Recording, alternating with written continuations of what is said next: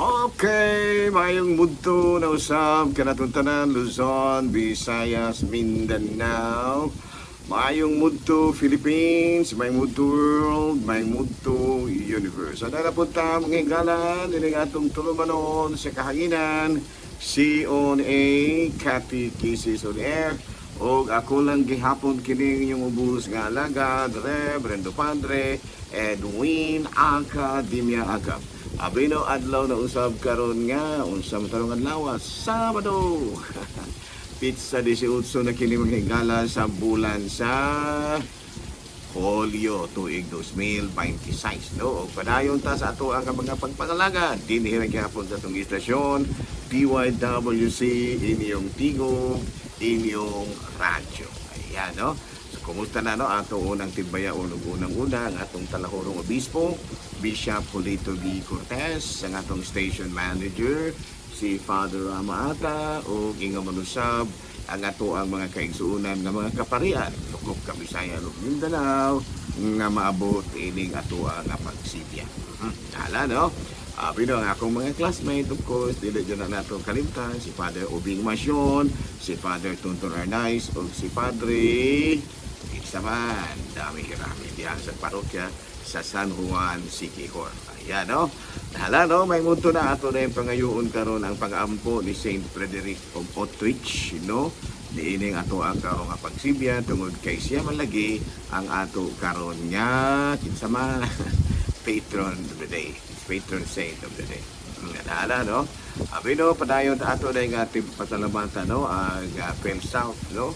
Yan itong nakalabay ng adlaw, nakahulami taon sa ilaha po gagamit, no? Kining taas kayo nga kuhan, manlift, no? O niya, nakahulam po may sa ilaha mga tao, no? Kato pa rin ilang mga chainsaw, kaya nga mo agad rin simbahan sa Manhuyo, na idako kay kasya nga ang mga kahoy na abot na sa kilid sa simbahan mo na nga ihangyo ko din taon may mga sanga ba amo in taon pong papurilan gamay trimming no muna nga nahangyo mi sa ilahang nga kuan si Engineer Kim Rivera no ang iyang usab nga supervisor o nanangit po si engineer sa management o pasalamat mig dako nga tugutan sa ta no kini kong mga tihing po dito sa kini pag umangkon man siya ni former Mayor Erning Tihing no kini sila mo po ni sila dito daan sa Mayawan pa puni silang mga pamilyahan nga tigtabang gid po sa simbahan no yan nakatabang na po ang ilahang pamilya karon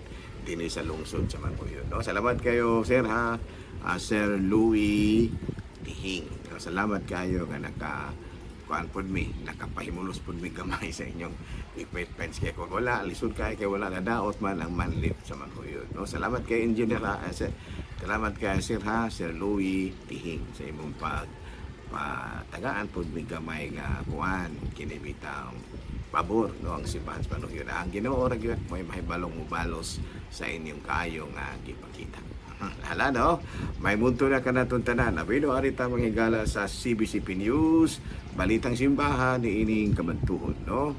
Usag ka ang Catholic radio station sa kining DXMS Radio Vida dito sa Cotabato City nanawagan karon og hustisya alang sa kamatayon sa usa sa ilang mga technician nga mao si Dennis Pido no na mahinumduman nga niadtong nakalabay nga adlaw gipusilid taon kini si Dennis Pido sa wala mailhi nga mga mamumuno no na nga padayon karon ang pulisya dito sa Mindanao sa may Cotabato City sa pagpangita sa mga naghimo nining mao nga salaon.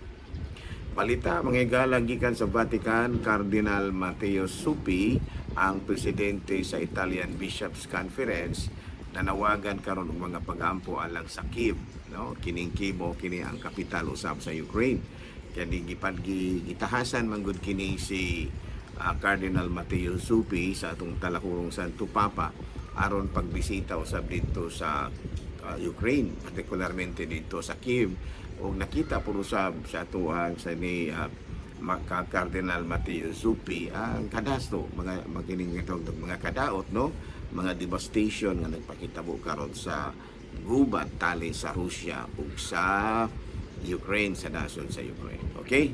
O kadto mahigala mga balitang simbahano ni ining kamudtuhon ug ari kita manghigala sa ato nga Saint of the Day. Sa ako na ginaingon kaganina manghigala ang atong Saint of the Day karon walay lain kung dili si Saint Frederick of Utrecht, no?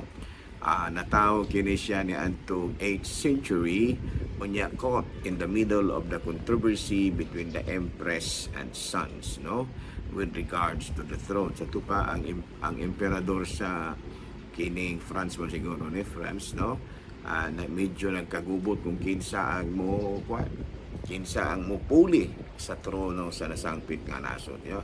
Kanya the empress' attention was called upon by the bishop of so many reports of immoralities. They triggered the anger of the empress, which resulted to the martyrdom of Saint Frederick. No? So, kuan gyud kanang nahimo in taon kini siya nga martir tungod sa iyahang pagbadlong kay obispo man lagi kini siya, no? Kini si Saint Frederick of Utrecht. Muna nga tungod kay medyo nagbuyo man pod sa kinabuhi nga immoral ang rayna, so iya usab nga gibadlong o nasuko ang rayna o gipadako pinuon siya og gihunusan sa kinabuhi. Nahimo in taon kini siya nga uri martir ug karong adlaw mao ang iyahang kapistahan. Hala, no, padayon ta manghigala sa ato nga mga buhaton ni ini kamudtuhon. Abi no ari na ta manghigala sa kanang atong topic. Sa pa, muna to. Okay, ang atong topic karon walay lain kung dili kanila. Ang atong topic karon, the meaning and message of the cross. No? Ang kahulugan ug mensahe sa cross. Sa Kristyanismo, the cross is the ultimate symbol of sacrifice, love, and redemption. Wala di kita malimutan na, no?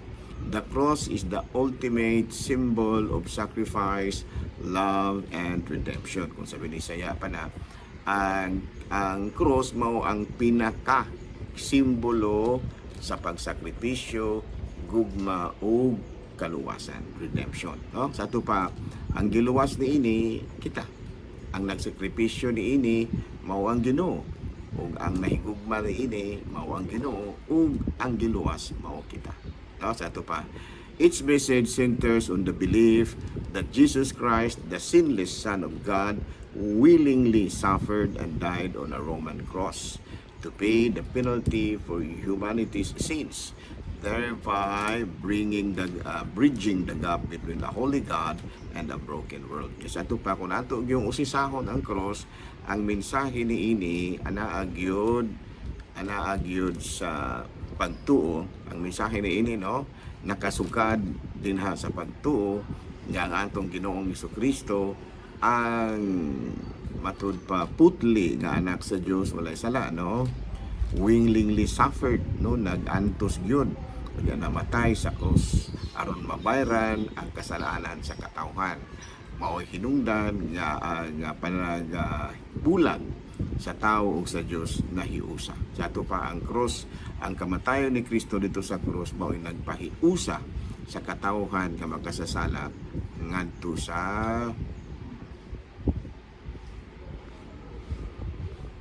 katawhan nga magkasasala ngadto sa kining balaanon nga Dios. Okay, no?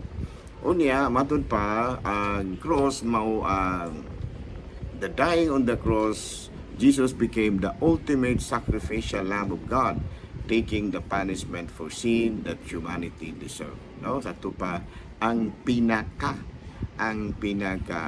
sakripisyo nga nahimo, no, nga nahimo sa Dios mao mismo ang kamatayon dito sa iyang anak dito sa cross.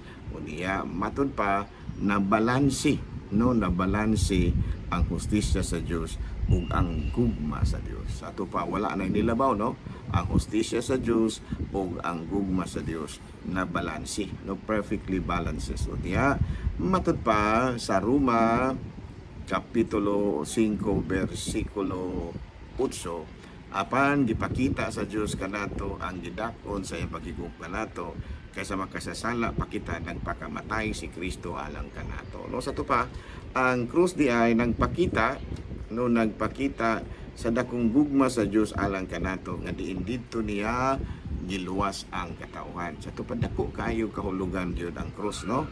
Kaya matud pa gani sa unang sulat ni San Pablo ngadto sa Corinto kapitulo 1 bersikulo 18, kay ang mensahe mahitungod sa kamatayon ni Kristo dito sa krus binuang alang ni atong nangalaglag apan alang kanatong giluwas gahom kini sa Dios, no. Kanindot kay manghigala, no, nga wala nga kitang mga Kristiyanos nga naluwas giila nato ang krus nga usa ka pagpakita sa gahom sa Dios, ang pagpakita sa matud pa righteousness over evil. Ana, no? Unya kung atong basahon mga higala sa Juan sulat sa gasuon ni San Pablo ngadto sa taga Galacia kapitulo 6 bersikulo 14, apanaalang kanako magpasigambol lamang ako sa krus atong Ginoong Jesucristo, kay pinaagi sa iyang krus patay na ang kalibutan alang kanako ug ako patay na alang sa kalibutan. Sa so, pausa man ning kalibutan, ang kalibutan mao ang kinaiyang makasasala sa tao. Ang kalibutan nagtimailhan, no, sa matud pa kinaiya sa tao nga pagkamakasasala, no. Pero panaagi sa krus gibanhaw ang tao, no, nahimo kini siya ug ang kalibutan wala nay bili alang sa katawhan tungod kay maski palabi na gyud, no, sa katawhan sa Dios ang kaluwasan dito sa langit. Masiingon ni ana, no. Unya matud pa sa Mateo 16 kapitulo 24, unya miingon si Jesus sa iya mga tinunan, kung ang usa ka tawo buot akong mahimong akong tinunan kinahanglang dili sa magtuman sa iyang kaugalingon pas-ano niya ang iyang krus ug musunod kanako. Sa ato pa aduna giyoy mga dako kay kahulugan ang mensahe sa krus alang sa atong kaluwasan. Unsa ganito ang simbolo nga gibarugan sa krus? Simbolo sa sakripisyo ni Kristo alang kanato, simbolo sa gugma sa Dios alang kanato, ug simbolo sa kaluwasan nga atong naangkon pinaagi niini. No? Ato muna siya mensahe sa krus, no? Unya ang meaning maud pa matud pa lagi ang meaning sa krus, it is the belief that the sinless God of God, that the sinless Son of God willingly suffered, died on a Roman cross to pay the penalty for humanity's sins, thereby bridging the gap between a holy God and a broken world. Okay, klaro? Kung kung atong basahon mga higala, ang atong yung palamlan, no, ang mensahe sa krus, it is a total surrender, dying to one's own selfish desires and worldly ambition, no. Unya usa-usab kini ka matud pa usa kini ka ganti, no.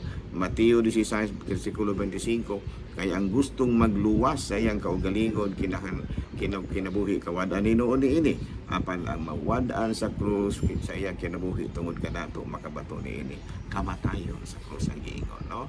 Kamatayon sa krus nga diin imbis nga ang imong kinabuhi, ang imong imbis nga nawad-an ka sa kinabuhi tungod sa krus dili, no, makabaton kay noon ini. Muna nga ang krus dili kini palasanon, actively choosing a lifestyle of self-sacrifice and devotion to God. Kini kaning krus dili kini usa ka palasanon, kung dili usa kini kapag himo sa pinaka-ultima nga desisyon nga diin imo nang dawaton ang kinabuhing puno pagsakripisyo ug debosyon ngadto sa Dios. Sa ato pa ang krus di ay usa ka desisyon, no, nga diin may pili kit may desisyon kita nga andam kita pagsakripisyo o alang sa atong pagdebosyon ngadto sa Dios. Sa ato pa mo kini ang ato ang pagtulon-an karon, no, the meaning and message of the cross. No? So alang kanato matud pa lagi sa Galacia kapitulo 6 bersikulo 14, apan alang kanato magpasigarbo lamang kita sa krus atong Ginoong Jesucristo, kay pinaagi sa iyang krus patay na ang kalibutan alang kanato, apan patay na usab kita alang sa kalibutan. Sa tupa ato nang gisalikway ang mga karangyaan sa kalibutan ug mao'y atong gipili ang kinabuhing walay katapusan dito na sa gingharian sa Dios. Ug mao kini ang pinakaminsahe nga atong makutlo sa atong pagsagop o pagdebosyon sa krus atong Ginoong Hesukristo nga diin iluwas niya ang kalibutan pinaagi ni. Taga salamat ug daygo ng Dios hangtod sa kahangturan. Amen.